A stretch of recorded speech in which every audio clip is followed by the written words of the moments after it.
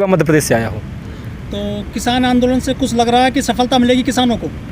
देखिए, हर संघर्ष से कुछ न कुछ सफलता मिलती है और ये आंदोलन जिस मकसद से हो रहा है ज़रूर सफलता मिलेगी। हाँ, ये सच है कि समय लगता है संघर्ष में। जब किसी बड़े मकसद के लिए संघर्ष होता है उसमें समय ज़्यादा लगता है, और ये संघर्ष भारत की आर्थिक आज़ादी के लिए संघर्ष हो रहा है, तो ज़रूर इसमें समय लगेगा, लेकिन आज़ादी ज़रूर मिलेगी। आप कह रहे हैं कि आज़ादी मिलेगी, लेकिन जो सरकार के नुमाइंदे हैं, जो बीजेपी कार्यकर्ता, वो कहते हैं कि देश मजबूत हाथों में, देश तरक्की कर रहा है। अगर देश मजबूत हाथों में था तो 2019 में जब चुनाव था तब पुलवामा अटैक हुआ, सबको पता है, करवाया गया था। अभी छत्तीसगढ़ में अटैक हुआ। अगर इतने ही मजबूत हाथों में था तो ये अटैक पे अटैक क्यों हो रहा है? अभी राजस्थान में 2 जवान शहीद हो गए हैं खनन माफिया के चक्कर में। तो इतने अगर ये मजबूत हैं लोग, तो इतना देश में सैनिक शहीद क्यों हो रहे हैं? और 22 हो गए हैं, 22। और देश में इतनी गरीबी क्यों है? भारत में सबसे ज़्यादा खाद्यान्न सड़ जाता है, ठीक, ये FCI का आंकड़ा है। और भारत दुनिया में भारत में भुखमरी बहुत ज़्यादा है, ठीक ना। ये कैसी आज़ादी है और ये कैसे मजबूत हाथ है? ये मजबूत हाथ मतलब क्या पूंजीपतियों का हाथ है? इसमें गरीब जनता का कोई हक नहीं है। भगत सिंह ने कहा था कि आज़ादी का मतलब ये नहीं होता कि सत्ता इस गोरे हाथ से काले हाथ में आ जाए। भगत सिंह ने कहा था आज़ादी का सच्चा मतलब होगा समाजवादी व्यवस्था स्थापित होना। समाजवादी व्यवस्था का मतलब ये होता है कि उसमें गरीब किसान का भी और मजदूर का भी बराबर की आज़ादी होगी। भगत सिंह ने ये बात कहा था कि चाहे ये गोरी चमड़ी के जो शीर्ष नेता हैं अंग्रेज, उनकी जगह किसी भारतीय को बैठा दिया जाए तो गरीब किसान का कुछ मतलब नहीं निकलेगा, जब तक उसके लिए, उसके हक के लिए, उसकी आवाज़ के लिए नीति नहीं बनाई जाएगी। इसलिए इनके कहने से कुछ नहीं होता। भारत पूंजीपतियों का गुलाम है। लेकिन यदि पूंजीवाद बढ़ रहा है देश में, तो देश तो तरक्की तो करेगा ना, उद्योग लगेंगे देश में विदेशी पैसा आएगा। ये विदेशी पैसा किसके लिए आएगा? अभी आपने देखा ना, जब कोरोना लगा तो जिन पूंजीपतियों ने, जिन मजदूरों के दम पर, जिन श्रमिकों के श्रम के दम पर पैसा कमाया, उनको जब वो उनकी स्थिति खराब हुई, मजबूर हुए, तो उनको खुले छोड़ दिया, बंगाल तक पैदल गए। तो इस तरह के और पूंजीपति आएंगे जो श्रमिकों का शोषण करेंगे, लेकिन जब उनकी स्थिति दयनीय होगी, किसी मुसीबत में पड़ेंगे, तो उनको ऐसे ही छोड़ देंगे। तो ये भारत समाजवादी भारत नहीं है, भारत पूंजीवादी भारत है। हमें भगत सिंह के सपनों का समाजवादी भारत बनाना है। लेकिन आप भगत सिंह की बात कर रहे हैं, लेकिन लोगों के विचार तो नहीं होते ना ऐसे लोग जिस तरह से भगत सिंह की बात करते हैं आप। बात ये है कि भगत सिंह ने कहा था क्रांति करना इतना आसान नहीं, क्रांति करना असंभव होता है। उसमें क्रांति करने के बहुत से रास्ते बताए गए थे। मतलब क्रांति करने में बहुत समय लगेगा, लोगों को वैचारिक रूप से तैयार करना पड़ेगा। मतलब लोग गांव के गरीब किसान मजदूर इतने भोले भाले नहीं होते हैं कि उनको आप एक झटके में गुमराह कर लोगे। उनको समझाना पड़ता है कि क्रांति से आपका क्या फ़ायदा, क्या नुकसान है, तब लोग तैयार होंगे। इसलिए ये संघर्ष लंबा है और लंबा चलेगा। आप क्रांति की बात करते हैं, कौन सी क्रांति? एजुकेशन नहीं है देश में, रोज़गार नहीं है, बेरोजगारी बहुत ज़्यादा है। यही तो दुख की बात है कि यही तो दुख की बात है कि इस देश में कोचिंग धड़ल्ले से चल रहे हैं। मतलब अमीर का बच्चा पढ़ ले और स्कूल बंद है, कॉलेज बंद है, यूनिवर्सिटी बंद है। क्यों बंद है? ताकि गरीब का बच्चा पढ़ ना पाए, और पढ़ नहीं पाएगा तो सवाल नहीं करेगा। लेकिन मुझे इस बात का बहुत दुख है कि इस देश के लोग सोए हुए हैं, शिक्षा के प्रति सोए हुए हैं। अम्बेडकर साहब ने कहा था शिक्षा शेरनी का वो दूध है जो पिएगा वो दहाड़ेगा, और आज भारत के लोगों को शिक्षा से वंचित किया जा रहा है। मैं भारत के लोगों से हाथ जोड़कर निवेदन करता हूँ, भाइयों सड़क पर आओ, शिक्षा के लिए संघर्ष करो। जो लोग महलों में हैं, जो शहरों में हैं, ठीक है, आप किसानों के प्रति आपकी संवेदना है कि नहीं वो अलग बात है, लेकिन आप अपने बच्चों के लिए, अपने नस्ल के लिए, शिक्षा के लिए तो संघर्ष करो। हमारे देश में बहुत सारी सरकारी जो उपक्रम है वो बिक गए हैं या निजीकरण कर दिया गया है, चाहे BSNL हो, MTNL हो, भारत पेट्रोलियम हो, एयर इंडिया भी लाइन में लग चुकी है, LIC हो। लेकिन इनके जो लाखों कर्मचारी हैं, उनकी लाख लाख रुपए तनख्वाह है, वो कहीं भी सड़क पर खुलकर नहीं है सरकार के खिलाफ। क्या वो चाहते हैं कि ये सब चीज़ें बिक जाएँ? नहीं, इतना आसान तो नहीं, कोई भी नहीं चाहता कि उसका नुकसान हो जाए, लेकिन वो कर्मचारी कहीं ना कहीं सरकार के दबाव में है। और मैं कहता हूँ दबाव छोड़ो, जीना और मरना प्रकृति का नियम है, ठीक ना। आप मरोगे क्रांति के लिए, आपकी आने वाली नस्ल आज़ादी पाएंगी। इसलिए आप अगर इस डर में हो कि आपको कंपनी से निकाल दिया जाएगा या जेल में डाल दिया जाएगा, बिल्कुल मत डरो।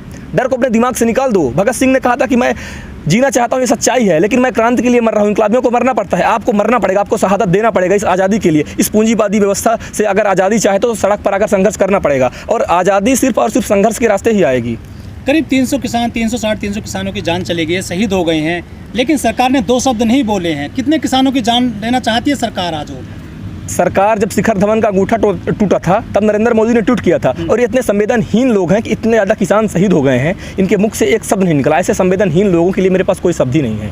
लेकिन वो तो कहते हैं कि हम देश को आगे ले जा रहे हैं, सबका साथ है, सबका विकास है, सबका विश्वास है, देश तरक्की कर रहा है, देश मजबूत हाथों में है, युवा आगे बढ़ रहा है।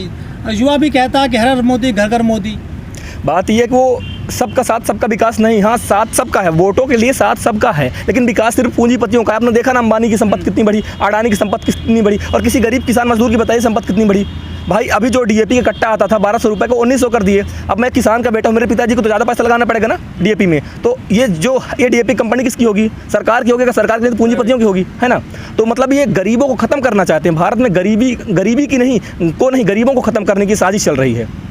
लेकिन वो तो कह रहे हैं कि सभी को माँ के ले जा रहे हैं। आज हर आदमी के पास में जो क्रय शक्ति बढ़ रही है। अच्छा, उनके क्रय शक्ति बढ़ रही तो फिर भारत में इतनी गरीब आर्थिक मंदी कैसे है? जब लोगों के पास पैसा होता, लोग मार्केट में आके मतलब खरीदारी करते तो मार्केट बढ़ता। अगर आर्थिक मंदी, इसका मतलब साफ है लोगों के पास पैसा नहीं है। ये सरकार माने या ना माने, सच्चाई कि लोगों के पास पैसा नहीं है। अगर पैसा होता तो आकर के खरीदारी करते।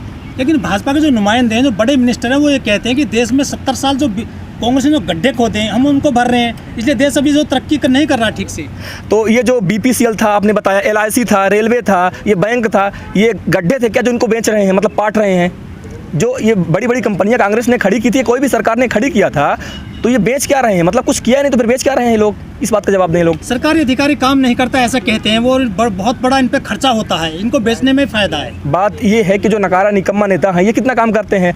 ये इस तरह का लोगों के अंदर भ्रम पैदा कर रहे हैं ताकि जो लोग हैं इन सरकारी कर्मचारियों के मतलब इनके पक्ष में ना आ जाएं। इसलिए इस तरह का भ्रम पैदा करते हैं कि सरकारी कर्मचारी काम नहीं करते हैं। ये इंसान को मशीन समझते हैं, ये पूंजीवादी जो लोग होते हैं। अब अगर कोई भी इंसान 12 घंटा काम कैसे कर लेगा? भाई इंसान है, 2-4 घंटे के बाद थकता है, उसके पास उसकी पर्सनल ज़िंदगी भी होती है। लेकिन इंसान को सिर्फ मशीन बनाना चाहते हैं, इसलिए इस तरह का विचार लाते हैं ताकि जनता उनके समर्थन में ना आ जाए कि वो हमारे लोग हैं, मतलब जो सरकारी कर्मचारी। इसलिए इस तरह का मतलब रणनीति बनाते हैं कि वो काम नहीं करते हैं, ये भ्रम पैदा करते हैं। आप समाजवाद की बात करते हैं जी, लेकिन सरकार है जो मोदी सरकार है वो ये कहती है कि हम सरकार में जो आए हैं, हम यहाँ पर व्यापार नहीं करेंगे, हम जन कल्याण करेंगे और सारे जितने भी सरकारी उपक्रम है सबको बेचेंगे। तो ये बेचेंगे, ये बात कर रहे हैं, व्यापार नहीं करेंगे। शिक्षा में व्यापार कौन कर रहा है? जो नई शिक्षा नीति आई उसको पूर्ण रूप से प्राइवेट कौन कर रहा है? स्वास्थ्य सुविधा में प्राइवेट कौन कर रहा है? तो इनकी कथनी और करने में बहुत अंतर होता है। नरेंद्र मोदी की सरकार जो बोल दे कि हम ये नहीं करेंगे, मान लीजिए वो करने वाले हैं। इस इंसान ने शिक्षा को व्यापार की वस्तु बना दिया, रोटी को बाजार की वस्तु बना दिया। अब इससे गिरा क्या होता है? राइट टू फूड, हर इंसान का खाने का अधिकार है, जीने का अधिकार, ये उस हक को छीन रहे हैं। किसान तो 5 महीने से यहाँ भी है, किसान अपना कार्य कर तो रहा है, किसान के कार्य की कमी तो नहीं बता सकते आप। किसान को सरकार में लाइए, मैं आपको चैलेंज करता हूँ, अगर 1 महीने में कोरोना ख़त्म ना हो जाए तो हिंदुस्तान से, या बॉर्डर तक ये सारी बातें, बॉर्डर के बाहर जाते ही सब खत्म हो जाते हैं। कौन सी ख़त्म हो जाती हैं? हिंदू मुस्लिम एकता सब, कौन से बॉर्डर से बाहर जाते ही ख़त्म हो जाती हैं? आंदोलन चल रहा है, क्यों हो जाती है? आप क्यों ऐसी बातें करते हो? क्योंकि आपके दिमाग में ये चीज़ें डाल दी गई। कौन हो आप?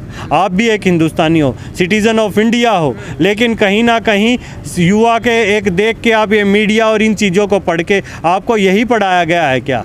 हिंदुस्तानी, मैं आपसे सवाल कर रहा हूँ, तो मैं उसका जवाब दे रहा हूँ। नहीं, क्यों नहीं जा रही हैं? हमारे अंदर तो हैं, लेकिन उनसे पूछिए ना जो ये दिखाते हैं, क्यों नहीं दिखाते वो कि हिंदुस्तान का हर नागरिक बराबर है? क्यों धर्म के आधार पर, जाति के आधार पर बांटा जाता है?